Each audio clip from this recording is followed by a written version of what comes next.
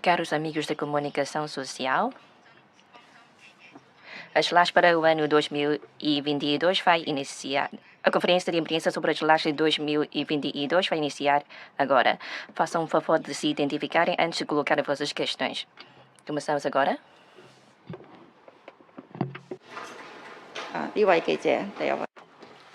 Aí, senhor jornalista. Sua Excelência, muito boa tarde. Sou do Jornal San Mao. Gostaria de saber mais sobre a zona de cooperação aprofundada em Hanqing. A província de Guangdong tem conosco este mecanismo de negociação, construção e administração conjuntas e compartilha de resultados. Qual é a maior dificuldade para Macau para concretizar este projeto geral e quais são as políticas para a promoção do desenvolvimento da ilha de Hanqing? Por outro lado, relativamente aos investidores, quais são as medidas para aumentar a credibilidade e a confiança dos investidores? Muito obrigado pelas suas questões. Jornalista do Jornal San Mao. O projeto geral de construção da Zona de Cooperação Aprofundada, ou seja, CCA, é um projeto que eu há pouco já, na apresentação das LACs, já tinha me referido, que desde a publicação no dia 5 de setembro até agora, já praticamente 2 meses, já temos vindo a desencadear as tarefas necessárias. E as 3 questões que você colocou, a primeira sobre as dificuldades, eu posso, em primeiro lugar, responder que é uma nova experiência e, por isso, uma experiência inédita, pelo que o diálogo é necessário, é indispensável e vai haver uma adaptação entre as partes. Não podemos considerar como uma dificuldade ou uma tarefa difícil, mas já temos no projeto geral vários aspectos para serem refletidos e concebidos em termos de políticas. A Comissão Executiva, a Comissão de Gestão também estão a debruçar-se sobre estes aspectos, especialmente os aspectos de,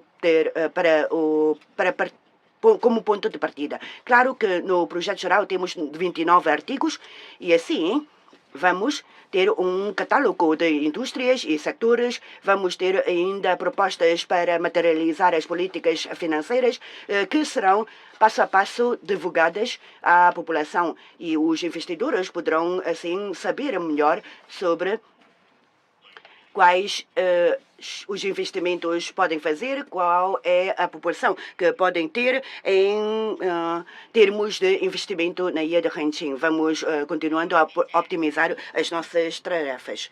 Próximo. Próximo jornalista, de terceira fila. Boa tarde, Sua Excelência, sou da ESMO. Há pouco, sobre os ativos geridos especialmente pelas telecomunicações de Macau e é uma infraestrutura necessária para integrar no mercado comercial, mas os ativos especiais ainda não podem funcionar apropriadamente. E o governo já em várias vezes falou sobre a informatização dessas de rede 5G e gostaria de perguntar, os contratos das telecomunicações de Macau, o prazo terminará no próximo mês, como é que vão lidar com esses assuntos quanto ao contrato para que possa ser utilizada os serviços de uma forma justa e haver uma margem para redução de preço de tarifas?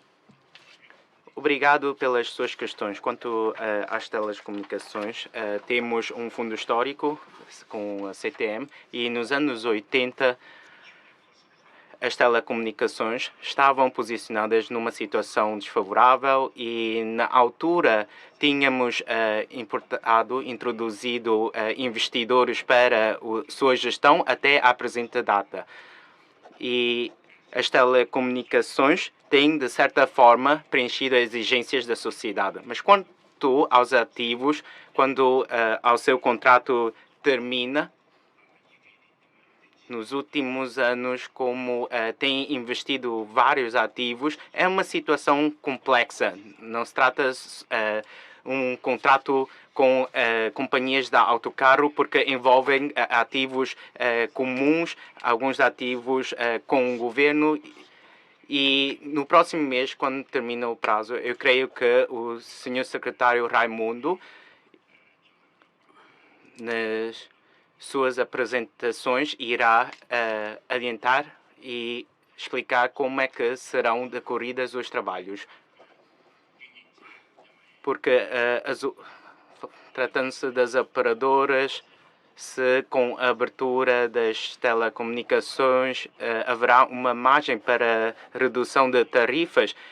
Também tínhamos debruçado sobre esta questão. Já realizamos cerca de 10 sessões, reuniões temáticas sobre o assunto e não é um assunto fácil. Muitas operadoras esperam que tudo seja gratuito, tudo que seja pago pelo governo, mas é impossível. Um novo contrato envolverá certamente um custo de operação próprio. Quanto à redução de tarifas, também fizemos uma comparação com as regiões vizinhas e temos um valor em mente, sabemos qual é a margem para o ajustamento e também poderão ter acesso a essas informações na internet. As telecomunicações de Macau, a CTM, empenhou-se nos últimos 20 anos e o seu serviço, o seu trabalho é reconhecido pela sociedade. Agora, com o novo contrato, como é que vamos tratar do assunto? Haveremos uma resposta adequada, um trabalho adequado, mas primeiro temos que conhecer qual é o assunto com os ativos. Não podemos interromper em qualquer momento as nossas telecomunicações. Empenhamos-nos sempre esse trabalho e já realizamos mais de 10 reuniões no Conselho Executivo para falar do assunto. Muito obrigado. Próximo. Da sua aí. Sua Excelência, Jornal Omon. Jornal Omon. Relativamente à habitação econômica, 5.000 e tal frações serão disponíveis para a Zona A. Mas até o momento só 8.000 candidaturas, 8.000 e poucos candidaturas para a habitação econômica neste concurso público. Qual é o fator que conduziu tão poucas candidaturas? Será por causa da revisão da lei? Será por causa da fixação do preço para a habitação econômica? Ou será por causa da transação a posteriori, alienação posterior da aquisição da habitação econômica? Bom, é que eu posso responder dizendo que a candidatura ainda não acabou, vai finalizar até o final do mês, ou seja, 30 de novembro será o último dia para candidatar-se à habitação econômica. Quanto ao preço, nós temos 3 partes, temos a parte de prêmio e depois os custos de construção e depois ainda as despesas administrativas. De momento ainda não temos o preço da habitação econômica para ser divulgado, porque ainda estamos com os processos de adjudicação das empreitadas. E daí ainda não conseguimos informar o público qual é o preço da habitação. Mas temos já uma lista de espera, 28.000 já planeado pelo secretário Raimundo Rosário e já 24.000 já estão preparadas e bem implementadas, mas 4.600 ainda não foram ainda implementadas, concretizadas. Mas nessa altura nós não sabemos qual é a necessidade. Antes diziam os deputados que o modelo T1, o tipo T1, estava em grande oferta e que não havia tantas necessidades. Mas, na verdade, não, porque 5.000 e tal, nós temos T1, 85%, mas sabemos que das candidaturas e as nossas estimativas não se batem certo, porque há muitas pessoas de agregado de membro estão a candidatar-se para o tipo T1. Como é um agregado de um só membro, uma só pessoa, não podem candidatar-se a frações de T2, pelo que vão ter que esperar para uma nova ronda do concurso para poderem aceder à habitação econômica da T1. E agora o que nós queremos é construir. Depois de construir, as pessoas podem fazer a fila para candidatar-se na aquisição da habitação econômica. Na Singapura é outra coisa. Aqui em Singapura é de acordo com a encomenda. Isto é, a população vai ter que pagar um depósito para depois o governo construir em função das necessidades. Só que em Macau nós construímos primeiro as facções, depois disponibilizamos ao mercado, às pessoas. Quando os deputados na altura disseram que T1 era em grande número excessivo e que não havia tanta procura, por isso nós construímos mais T2. Só que, de facto, agora há mais procura de T1 do que T2. Há mais pessoas que se candidatam por nome individual, um só indivíduo por agregado, e por isso nós não temos tantos T1s para essas pessoas. Agora, o que nós temos que fazer é, provavelmente, ajustar os planos do futuro, uma vez que há ainda planos de construção da habitação econômica que já ainda não foram construídas as habitações. Que só agora é que nós conseguimos saber qual a necessidade da população, a necessidade da sociedade. Muitas vezes, quando os deputados acham que há uma oferta exagerada de T1, na verdade, não corresponde essas palavras às realidades sociais. E agora temos T2, mas parece-nos que para este concurso T2 tem em número a mais do que o que é preciso. Uma vez que a habitação econômica não é para ser um produto de investimento, as pessoas só podem adquirir a habitação econômica para viver e não para investir, e por isso, provavelmente, as pessoas tenham pensado noutras propostas de investimento. Nós não podemos dar uma casa para viver e, ao mesmo tempo, dar uma oportunidade de investimento. O governo não consegue fazer isso, porque nós não temos tantas reservas de terreno. Por isso, tal como na Assembleia Legislativa, eu tinha me referido no ano passado que é uma zona muito boa, a zona A, visto que é uma ilha artificial e, por isso, há uma boa vista panorâmica. As pessoas que vão lá residir podem beneficiar, desfrutar desta vista panorâmica. Nós já vamos acelerar a construção para satisfazer as necessidades. Relativamente à Graça Sanduíche, nós também ainda estamos a ver qual é a necessidade. Haverá tantas pessoas que precisam da casa para a Graça Sanduíche? Não sabemos. 230 mil frações disponíveis neste momento para a população, para o mercado privado. Ainda no mercado privado, cerca de 15 mil a 16 mil frações ainda não têm o contador de eletricidade instalado. Por quê? Porque ainda não são vendidos. E por isso, em função da população nossa, no mercado privado, temos as frações do mercado privado disponíveis e assim como as frações da habitação pública disponíveis à população. As não construídas ainda são 200 um bom número, enquanto que as construídas são de 230 mil, cerca de em número de candidaturas, temos cerca de 190 mil.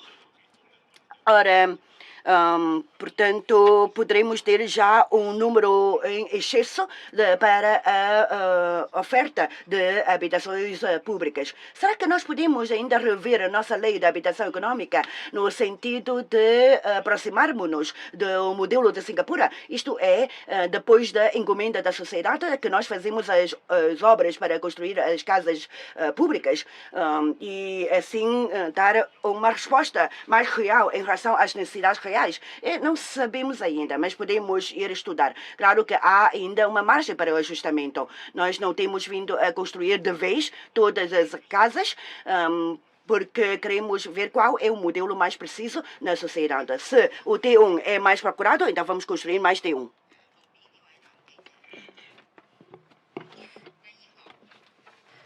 O jornalista de segunda fila.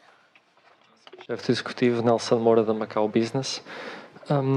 O documento das LAGs deste ano não inclui muitas menções sobre o setor do jogo para o próximo ano, apesar do próximo ano vir a ser um ano essencial para a indústria. Queria perguntar, o Governo ainda planeia estender as correntes licenças das operadoras, além de 2022? E agora que a consulta pública da revisão do Lei do Jogo já acabou, quando é que podemos esperar um documento a ser entregue para a Assembleia Legislativa? Ainda este ano? Só para o ano? Obrigado. 我多謝你個問題。 Muito obrigado.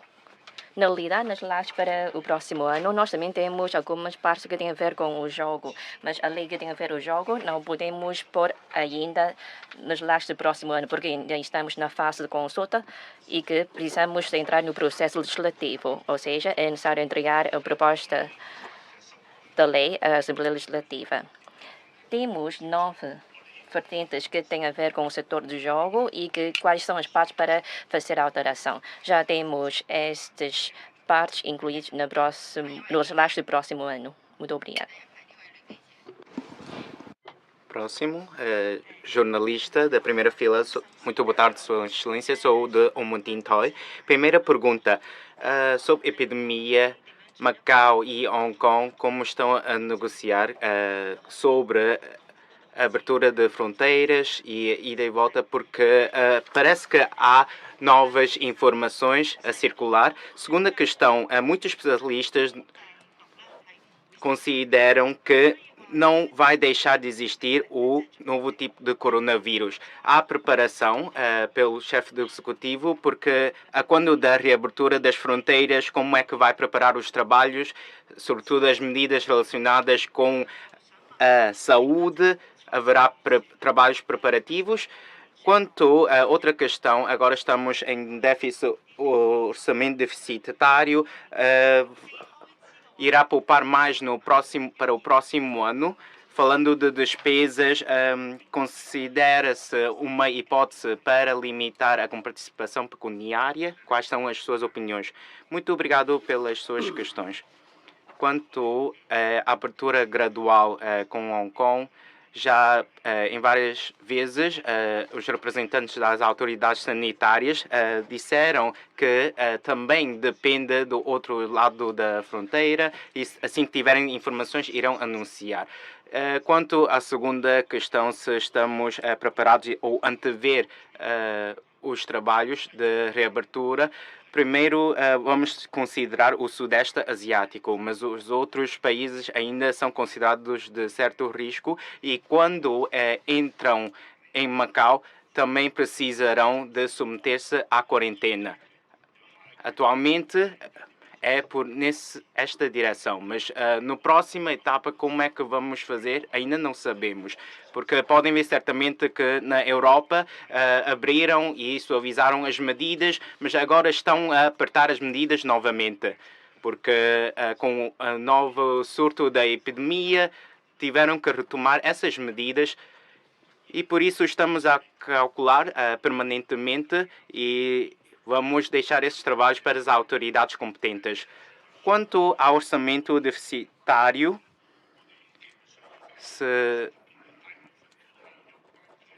segundo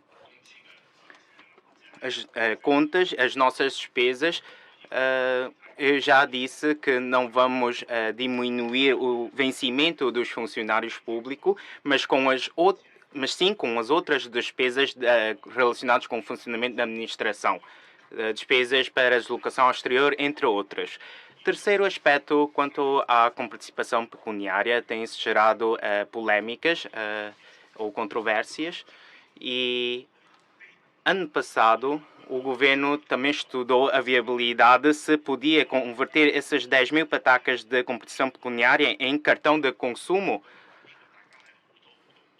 Há várias opiniões diferentes, várias posições e, por enquanto, o próximo ano ainda não temos este pensamento e muito obrigado. Próximo? Aí sim. Boa tarde. Renato, Macau Daily Times. No seu discurso que fez, falou da instalação, de uma instalação de grandes dimensões para quarentena.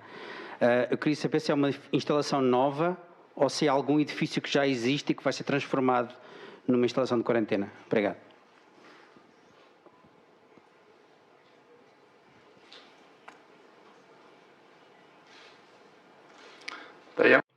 Bom, por enquanto, nós não vamos construir umas novas instalações para a quarentena. Neste momento, a quarentena, quando nós temos que proceder à quarentena, nós temos uma cooperação com os hotéis. Por exemplo, em frente do aeroporto, os hotéis estão disponíveis para servirem de hotel designados para a quarentena e este modelo é bastante eficaz, tem sortido bons resultados. Temos vindo a contar com a colaboração de várias empresas e, por isso, para a construção de uma instalação de grande envergadura, ainda não temos esta intenção. Tá bem? Obrigada. Próximo.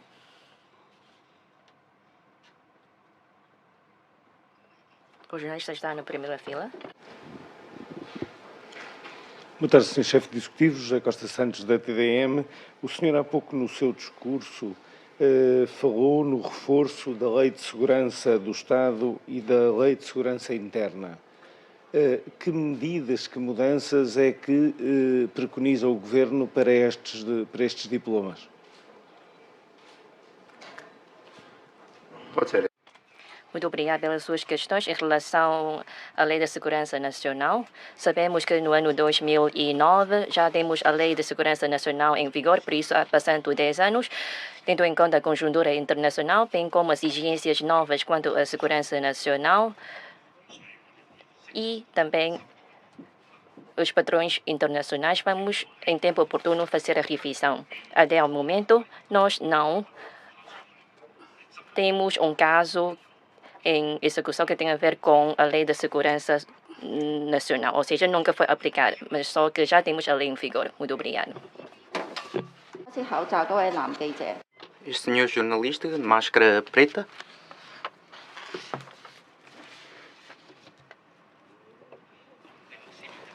Muito boa tarde, sou da Simanhapou. Já 2 anos consecutivos não é atribuído a verba de Previdência Central. Gostaria de perguntar se ainda vai a hipótese de atribuir mais mais do que uma atribuição de pensão de idosos e como é que vai manter a qualidade de vida dos grupos vulneráveis. Obrigado pelas suas questões. Não é que não injetamos ou que não atribuímos uma verba. Nós temos que tomar nossas ações governativas nos termos da lei. Se não atuarmos nos termos da lei, não é bom para Macau. Não é que não estamos a considerar as exigências ou considerar os idosos. Assim que tivemos a legislação, nós temos que compartilhar esses resultados. E quanto para idosos, já temos uma atribuição de 13 meses o subsídio e, para além disso, ainda temos outras medidas complementadas pelo IAS. Muito obrigado. Próximo. Emílio Dazu, jornalista. Muito obrigado. Sou do jornalista, sou da CCTV. No dia 17 de setembro, já foi descerrado a placa da Zona de Cooperação Aprofundada e também foram criadas as entidades de gestão e de execução. Como é que o seu chefe do executivo vê esta etapa de iniciação do funcionamento dos órgãos e ainda quais são os objetivos a serem planeados para o futuro? Pois, muito obrigado. No dia 17, nós já descerramos a placa para poder poder, a zona de cooperação aprofundada, CCA, pode começar a funcionar. Temos os órgãos já instalados, temos a Comissão de Gestão e ainda a Comissão Executiva. Relativamente aos regulamentos internos de funcionamento das duas comissões, já foram submetidos superiormente e estamos agora dois projetos pilotos entrar em vigor muito em breve. Entretanto, como são projetos pilotos, nós vamos introduzindo as alterações quanto necessárias. E até ao final do mês, em princípio, vamos ter alguns projetos a serem divulgados. São projetos de alta tecnologia que já concebemos, já temos as negociações feitas e, sim, de forma atempada, vamos divulgar estes projetos para atrair mais investimentos e divulgar quais são esses tais projetos. Temos já os tais órgãos a funcionar, com a passagem de fronteira, ainda a dificultar um bocado a circulação das pessoas, e daí estamos vindo a realizar as conferências, as videoconferências com as autoridades do outro lado e ainda com outras pessoas que estão interessadas na CCA para nos ajudar. Próximo. A senhora jornalista está no meio. Eu sou da DDM. Gostaria de perguntar se o governo vai aumentar as receitas do governo através do leilão. E, por outro lado, em relação à zona de cooperação aprofundada entre Guangdong e Macau em Hanging, vai ter uma alteração em relação ao plano de planeamento de Macau, ou, por exemplo, vamos ter mais aterros na zona D, especificamente na zona D? Bem, em relação à zona de cooperação aprofundada, se isto vai ter um impacto ao planeamento geral de Macau. Na realidade, não, porque trata-se de dois planos diferentes. Um tem o seu foco na parte das indústrias, a desenvolver de uma forma diversificada, faz uma diferença com o planeamento geral de Macau. E no que diz respeito à zona D, estamos com uma falta de areia, não conseguimos comprar areia. A zona T também, por causa de procura e oferta de areia, é que ainda não podemos continuar com a construção. Zona D é maior do que zona C e o preço da areia subiu imenso. O custo também aumentou. Se nós não temos uma urgência para utilizar esses terrenos, então, sequer agora não é um tempo oportuno para fazer os aterros. No contrato da zona C, o preço da areia ainda não subiu, mas agora já foi aumentado várias vezes. Mesmo as fábricas também disseram que é muito difícil comprar areia. Se precisamos mais areia para fazer os aterros, então, com certeza, primeiro, o custo vai ser muito elevado e que o andamento também vai ser muito devagar. Por isso, ainda não começamos com o trabalho de terrenos da zona D. Muito obrigado. Próximo jornalista. Este senhor de preto. Muito boa tarde, Sua Excelência. Sou de All About Macau. Ainda acompanhar uma situação no relatório das suas LACs. Falou sobre as reservas de terras, ainda nas áreas ainda não desenvolvidas, construir campos de futebol ou parques de diversão. Mas já em outras ocasiões referiu procurar oportunidades para proceder a leilão, mas agora neste relatório não refere. Significa que haverá ideias novas para o tratamento dessas situações, só com novas reservas de terras ou aquelas disponíveis é que pode proceder a esses trabalhos? Muito obrigado pelas suas questões. Quanto ao leilão, asta pública, melhor dizendo, nós vamos fazer a asta pública e está expressamente escrito no relatório das LACs. Ou no final deste ano ou no início do próximo ano haverão terrenos e podem ver no relatório um relatório que abrange vários conteúdos, mas poderão certamente encontrar essa matéria. Esta é a nossa orientação, mas também vai depender da procura do nosso mercado, porque como já disse, temos cerca de 15 a 25 mil frações que têm uma área grande e se forem vendidas por um preço muito elevado, as pessoas não conseguem sustentar.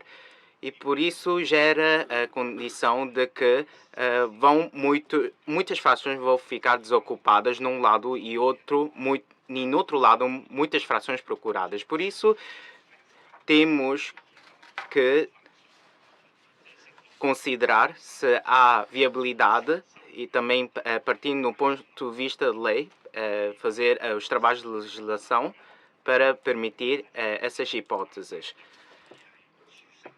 Por um lado, ser uma habitação económica e também disponibilizar um grau de conforto de certa qualidade para as pessoas. Próximo. Segunda fila. Boa tarde, sou Excelência. Sou do Jornal Hong Kong. Já há 2 anos que a epidemia está a assolar Macau e o mundo. Temos vindo a verificar um grande impacto no setor do jogo, assim como noutros setores, noutras indústrias, o impacto é bastante severo. Muitas lojas foram obrigadas a fechar, muitas pessoas foram obrigadas a deixar o trabalho, não conseguem ter um novo emprego. Quais são as medidas para recuperar a economia, para além do setor imobiliário, que pouco acabou de falar, temos também o setor do turismo, mas o que é que nós podemos fazer para promover o setor do turismo e com o setor do turismo promover a economia de Macau? Eu não consigo ler muitas palavras das suas linhas de ação governativa quanto a isto. E penso que isto tudo prende-se com a passagem de fronteiras. Sem flexibilização para a passagem de fronteiras, nada se pode fazer. E assim poderá comprometer a economia de Macau. Pelo que, face à realidade, face à atualidade, nós não conseguimos encontrar um resultado desejado. E assim, mais uma vez, por causa da epidemia, por causa da passagem de fronteiras, o setor do turismo vai continuar a ser afetado. Assim, em 3 anos consecutivos, penso que muitas empresas não conseguirão aguentar. Haverá ou não hipóteses de negociar com o entorno da China, com as autoridades do outro lado da fronteira, para uniformizar as medidas de prevenção e controle da pandemia, de maneira que a economia, os setores possam revitalizar-se, possam recuperar-se? Bom, muito obrigado. Como nas LACs, nós sentimos realmente um grande impacto, não só uma vaga, mas várias vagas de impacto. No mês de maio, nós tínhamos uma situação de recuperação muito positiva e conseguimos ter já uma expectativa para voltar a ter um crescimento na economia, com uma reserva de quartos bastante também satisfatório. Mas só que, entretanto, nos meses de agosto, setembro e outubro aconteceram ou surgiram os casos. E ao serem confirmados os casos, nós não podemos não apertar as nossas medidas de prevenção. Houve a falha por parte dos hotéis, houve também a situação do regresso de residentes de Macau que trouxeram o vírus, mas nós não queremos aqui atribuir a culpa a nenhuma parte, porque ninguém quer que seja infectado, ninguém quer que haja algum caso em Macau. Mas, sinceramente, a abertura das fronteiras poderá ainda vir a comprometer a situação de Macau. Se nós conseguirmos fazer mais para a prevenção e o controle da epidemia, eu acho que sim, já temos vindo a fazer muito bem. Mas, mesmo assim, nós temos que ter uma interação entre os serviços. Temos que ter uma cooperação com todos os setores, especialmente quanto aos hotéis de quarentena para a observação médica. Nós somos uma região com as medidas severas e, entretanto, sei que no entorno da China, as autoridades sanitárias também têm medidas muito apertadas, muito rigorosas. Por exemplo, no território vizinho, Hong Kong, quando aparecer um só caso, já tem que ser ativado o mecanismo de interrupção.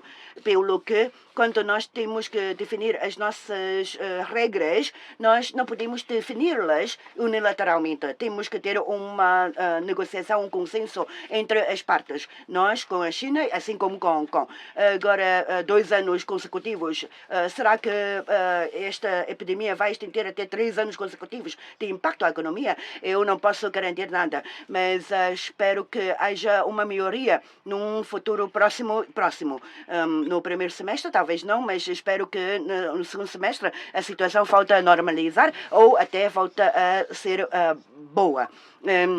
De momento, eu consigo ter os resultados, 99, 69 ponto qualquer coisa, percentagem de inoculação, agora é cerca de 70% de taxa de inoculação, mas até aos 80% que nós pretendemos, ainda há uma grande diferença. Eu estou sempre a encorajar a população para se inocular, mas ainda não conseguimos atingir esta taxa de inoculação. Agora, com a terceira dose, espero que também as pessoas fiquem protegidas do possível contágio, do possível infecção. Nós temos que fazer o nosso melhor e quando houver oportunidades para um avanço na nova conquista de resultados positivos no setor do turismo, fazemos já. Nós nunca hesitamos, mas agora depende muito da conjuntura mundial e também da regional. Muito obrigada. Próximo, senhora jornalista de última fila. Eu sou da Cable TV. Gostaria de colocar várias questões.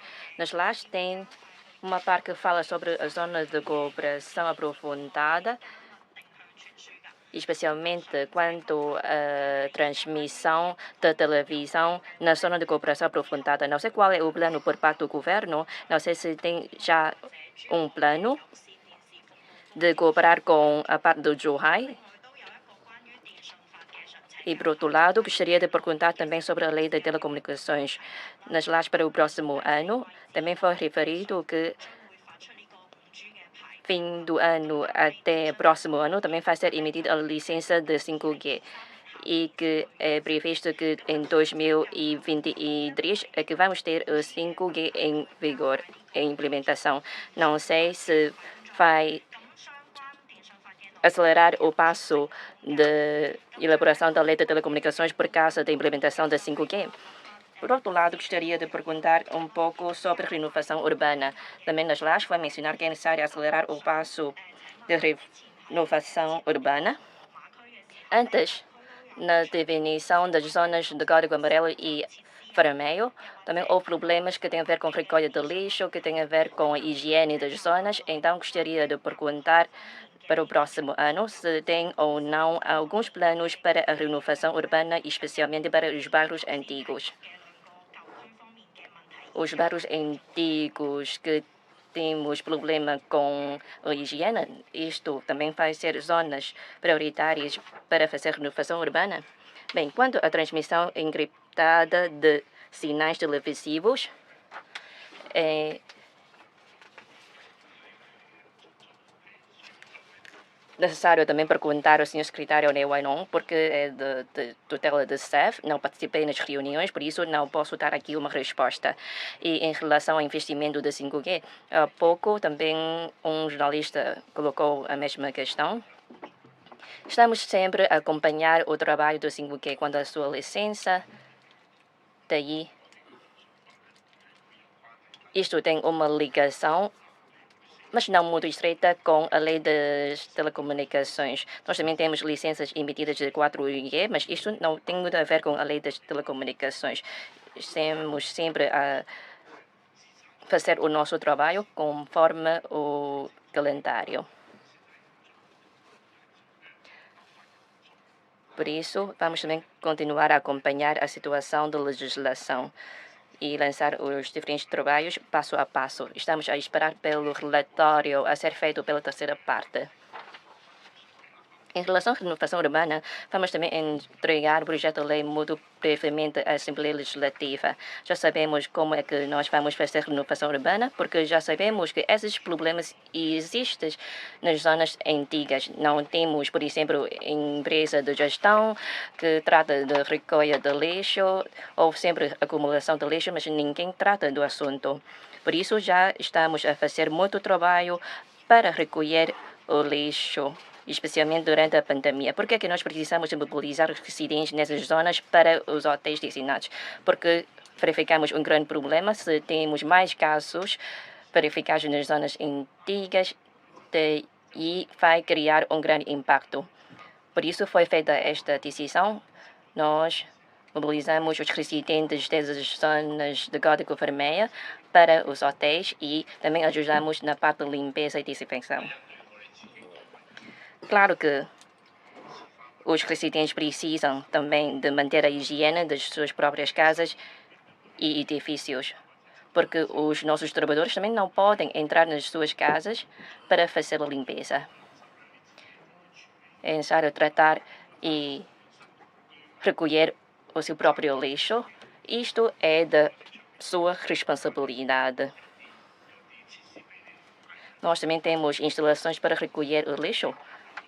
Durante a noite, nós também temos companhias para fazer a recolha. Isso é muito natural. Todos os edifícios funcionam da mesma maneira. Mas se deitarem lixo num sítio inapropriado, então isto vai criar um grande problema, especialmente quanto à higiene e à saúde pública. Muito obrigado. Próximo jornalista. Esta senhora. Muito boa tarde, Sua Excelência, All in Media. Quanto às licenças de exploração de jogo, sabemos que estão a ser decorridos os trabalhos de legislação e consegue, antes de terminar os contratos das concessionárias, no próximo ano, ter todos os trabalhos acabados. Quanto ao concurso, está calendarizado nos trabalhos para o próximo ano. Segunda questão. No relatório das LAG para o ano financeiro de 2022, tem um grande peso concentrado na zona de cooperação aprofundada. Haverá uma orientação para referência à participação para as concessionárias, porque muito dessas concessionárias manifestaram sua posição de apoio para este ramo. Muito obrigado pelas perguntas. Quanto às licenças para a exploração de jogo, os trabalhos vão arrancar e se desencadear assim que tivermos a produção legislativa e vamos prorrogar o prazo. Não é que não tenhamos um mecanismo, já esse mecanismo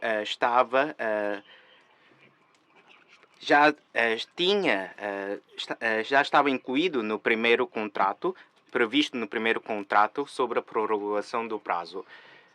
E vai haver um desenvolvimento saudável. As 6 concessionárias sabem certamente que vão ter um desenvolvimento saudável. A zona de cooperação aprofundada só arrancou recentemente e assim, mas quando ainda não há condições para desenvolver o setor de jogo, não vamos tocar neste assunto. Muito obrigado. Próximo. Terceira fila. O senhor jornalista da língua portuguesa. Senhor chefe do Executivo, Pedro Aredo do Hoje Macau, gostava de abordar o tema da aposta no desenvolvimento dos quadros qualificados. Em primeiro lugar, gostava de perguntar qual é a importância deste novo regime que está agora em consulta pública e como é que ele vai encaixar, como é que ele se vai articular a longo prazo com as restrições anti-epidémicas que impedem a entrada de estrangeiros. Como é que isto pode afetar? A segunda questão tem a ver com o facto de estar previsto o aumento de propinas de cursos de pós-graduação para o ano letivo 2022-2023, num contexto de crise, este fator não pode contribuir para afastar estudantes e potenciais talentos no futuro? E esta medida não vai, de certa forma, não contradiz, de certa forma, a manutenção das medidas de apoio da população? Obrigado.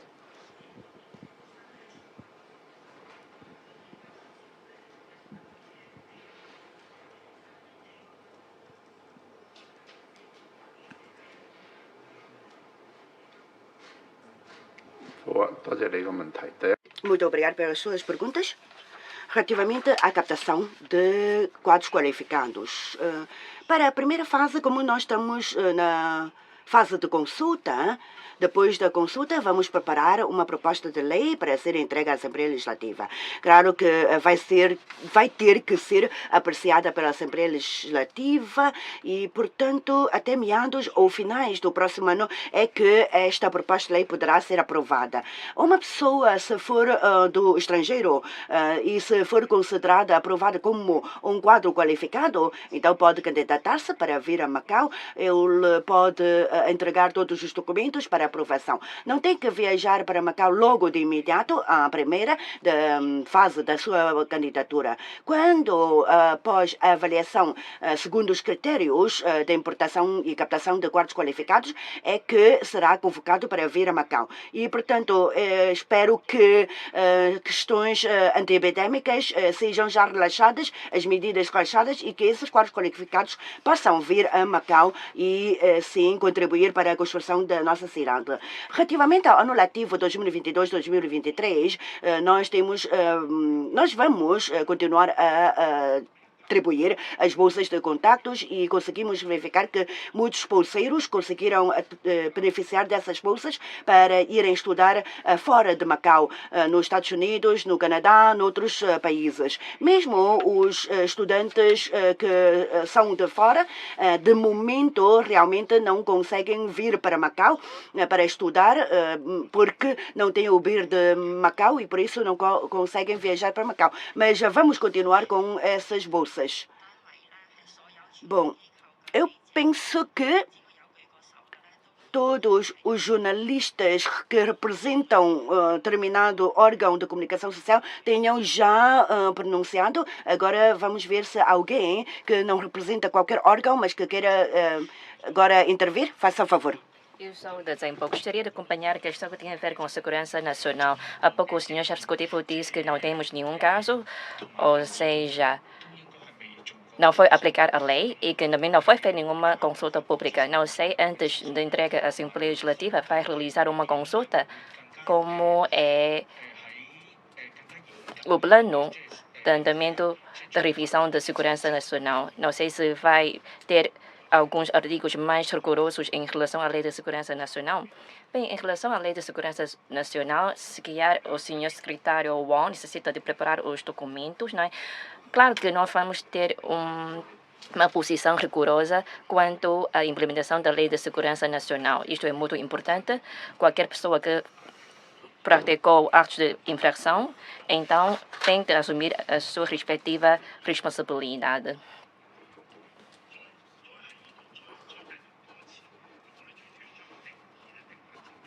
Nós também vamos ter definições mais claras, porque originalmente tínhamos artigos mais gerais, mas agora, tendo em conta a conjuntura mundial, gostaríamos de clarificar também as definições. A Lei de Segurança Nacional, fazendo referência da Lei de Segurança Nacional do Estado e também de Hong Kong, precisamos também de atualizar a nossa lei. Claro que vamos ter uma posição rigorosa, porque isto também tem a ver com o processo penal, o Código de Processo Penal. Acho que sim, vamos fazer a consulta. O senhor secretário Wong vai acompanhar a situação do plano de consulta. Este senhor jornalista de Riscas, Sua Excelência, muito boa tarde, sou do Macau Post Daily. RAEM, o governo da RAEM, atualmente há um andamento ou está a relacionar com relaxamento das medidas ou levantamento de medidas com aumento da taxa de vacinação, haverá uma calendarização ou uma orientação nos vossos trabalhos, porque agora com a taxa de vacinação na ronda dos 70%, e anteriormente tinha referido quando chegar a 80% ou 90%, cria-se um efeito de barreira imunitária, mas agora há certos países, quando reabrem as fronteiras, mesmo com uma alta taxa de vacinação, caem numa eclosão súbita de epidemia, e agora com a novo variante Delta parece que é muito difícil chegar a este efeito de imunidade de grupo. Falando da reabertura gradual das fronteiras, nos momentos em frente haverá esta situação de atirar os esforços em vão ou deixar as pessoas desesperadas, porque caso zero é impossível. Haverá esta possibilidade que nos próximos anos Macau ainda não consiga reabrir as fronteiras para o estrangeiro? Esta é a primeira pergunta. A segunda pergunta, quanto à taxa de vacinação, disse-se há pouco que precisava de atingir os 80% como condições para negociar com o governo central sobre os vistos de turismo. E se chegar agora a 80%, poderá reabrir os vistos eletrónicos, realizando também excursões de grupos para atrair mais visitantes, porque o número ainda é muito diferente, muito distante do passado. Ou que o nosso país também tem outras preocupações, mesmo atingindo 80%, 90%, ainda manterão os vistos eletrónicos suspendidos. Outra questão. Macau recentemente elaborou a proposta de lei, a proposta do Código Tributário e submeteu à Assembleia Legislativa. Quanto a esse aspecto, gostaria de tocar no assunto de que anteriormente só o Código Comercial é que teve uma versão inglesa traduzida. E agora com o Código Tributário, porque pode apresentar um relacionamento com o Código Comercial e que pode derivar de alguns assuntos ou matérias do direito internacional. E se esta proposta for aprovada pela Assembleia e quando for implementada, as autoridades irão considerar, tal como foi feito com o Código Comercial, ou seja, uma tradução para a versão inglesa, uma tradução oficial. Obrigado pelas suas questões quanto à prevenção e controlo epidémico. Já amigos da comunicação social fizeram essa questão.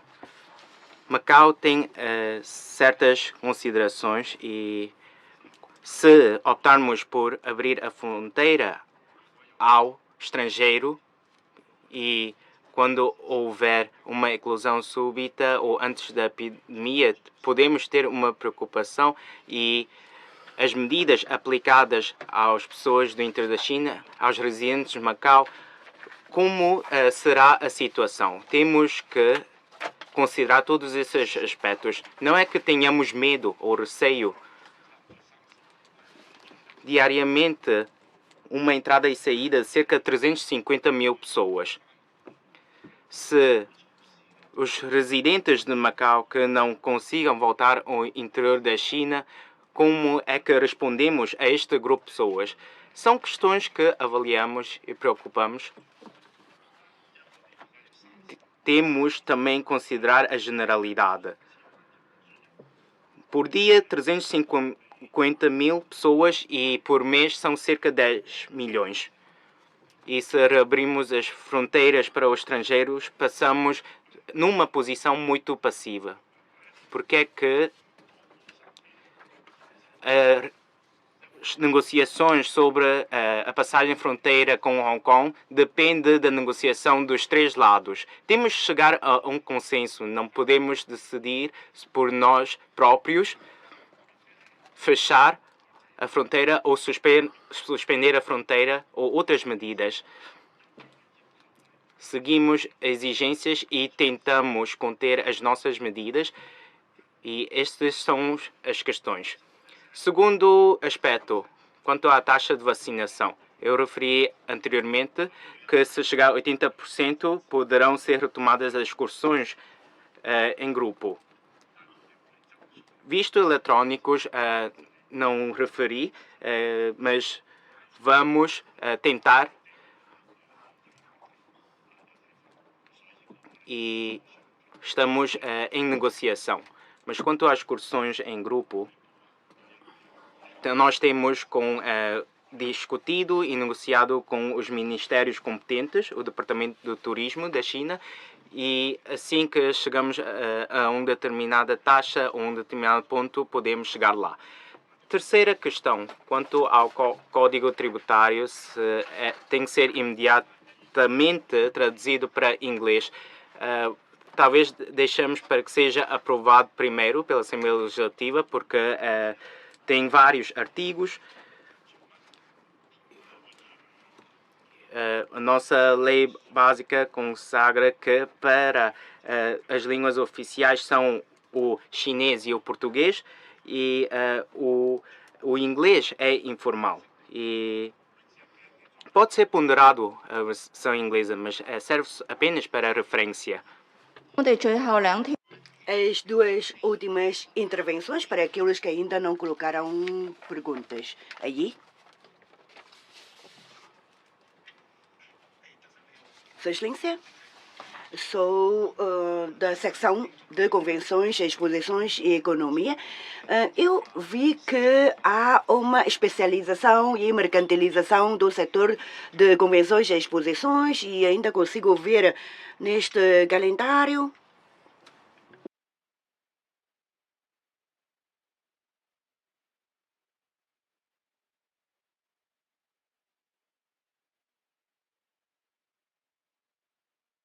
Quanto ao calendário, vi que no primeiro trimestre do próximo ano será lançado um projeto de experimentação do ambiente de negócios, ambiente de exposição e convenções. Em que consiste este projeto? Sim, em relação ao setor de convenções e exposições, nós vamos continuar a promover esta indústria. E, entretanto, pode perguntar ao seu secretário Lei Weilong sobre este aspecto, porque ele está mais a par da questão. A última pergunta.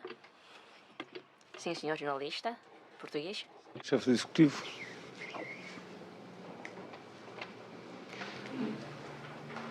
Eu perguntava-lhe, colocava-lhe duas questões. A primeira é que medidas é que então vai tomar o Executivo, como falou há pouco no seu discurso, para o relaxamento das medidas para contratação de empregadas domésticas estrangeiras?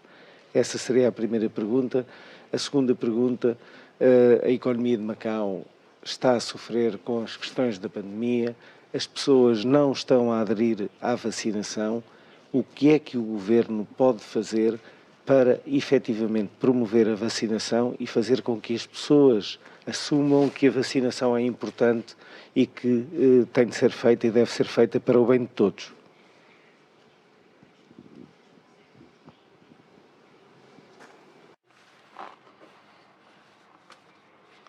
Muito obrigado pelas suas questões. Em relação ao mercado de empregadoras domésticas, sabemos que realmente existe um problema. Temos cerca de 2.000 empregadas domésticas. É realmente muito difícil de fazer uma decisão, porque os lugares de fonte de empregadas domésticas são todos regiões ou países com alto risco. No mês de agosto e setembro, um residente de Macau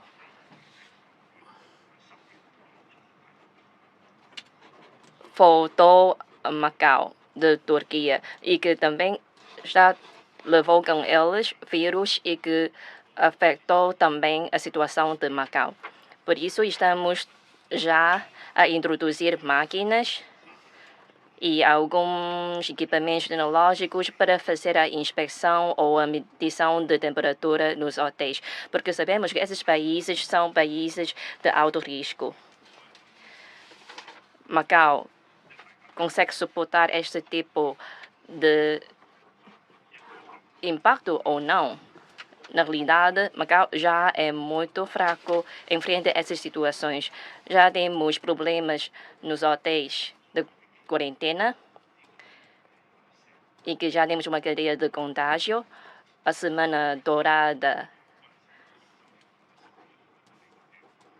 a taxa de ocupação dos quartos nos hotéis foi muito baixa.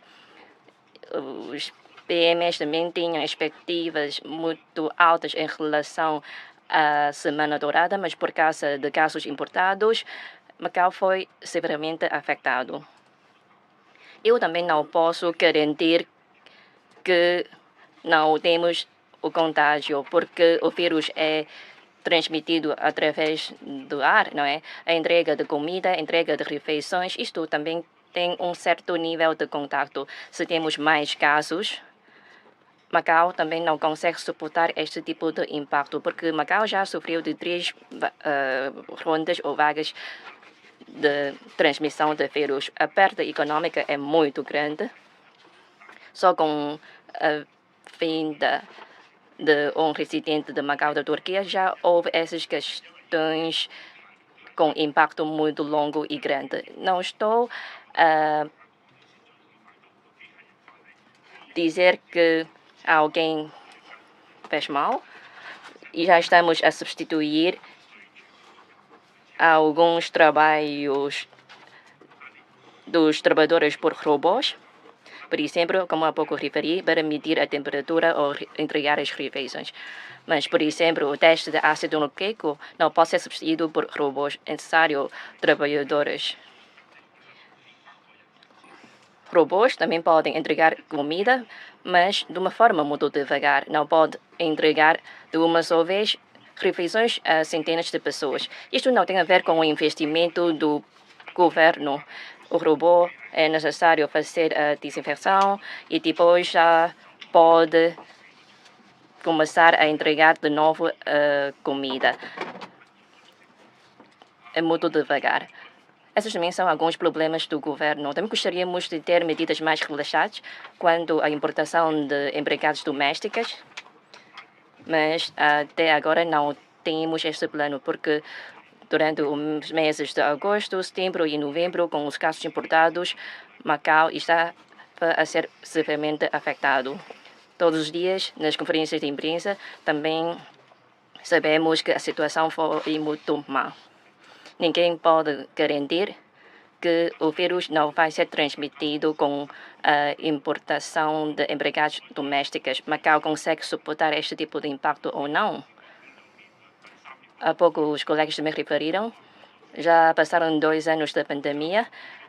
Quando chegar a 3 anos, muitas empresas necessitam de entrar em falência, ir à falência. 2 anos já são muitos. Já temos 3 vagas de contágio.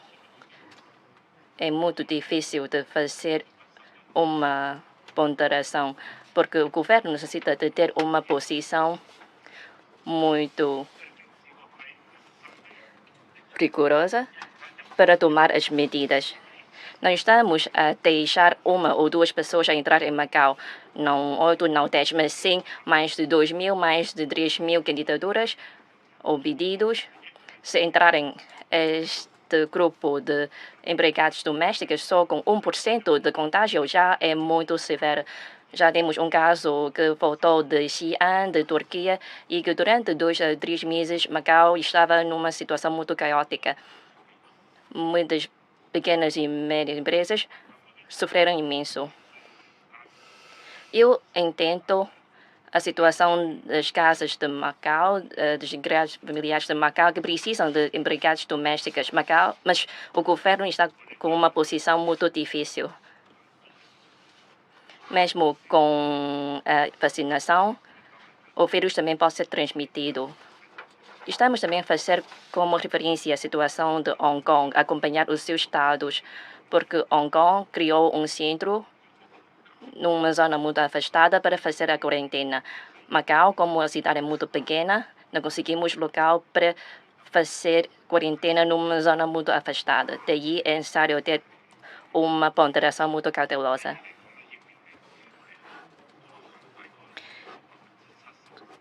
No que diz respeito à taxa de inoculação, já atinge 70%. De entre os trabalhadores da função pública, já atinge 85%. No setor do jogo, com os seus esforços, alguns já atingem mais de 90%.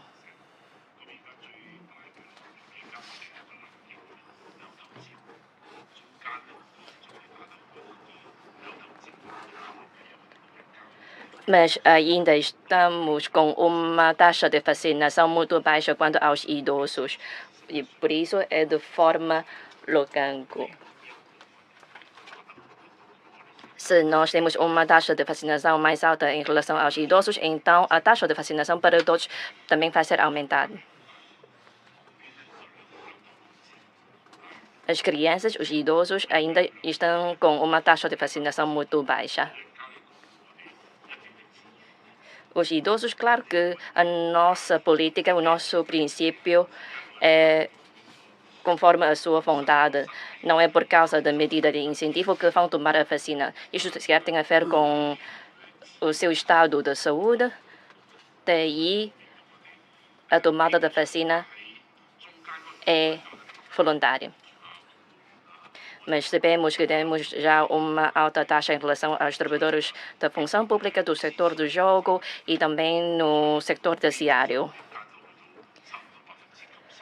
Quando o setor do jogo, já quase todas as empresas já têm uma taxa de inoculação de 90%. Já reuni várias vezes com as concessionárias, tomaram várias medidas para aumentar a taxa de vacinação. Agora espero que a maioria da população possa tomar a terceira dose, como a dose de reforço, para assim combater a pandemia. Diz muito bem, a vacinação é a única maneira para reduzir as doenças graves e a taxa de mortalidade. Olhando nos casos no estrangeiro, por exemplo, Portugal, há cada vez menos pessoas a entrarem em ICU nos cuidados intensivos por causa do aumento da taxa de vacinação. Por isso, as vacinas são eficazes para reduzir a possibilidade de doenças graves. Mais perguntas? Sim, a senhora jornalista, a última já.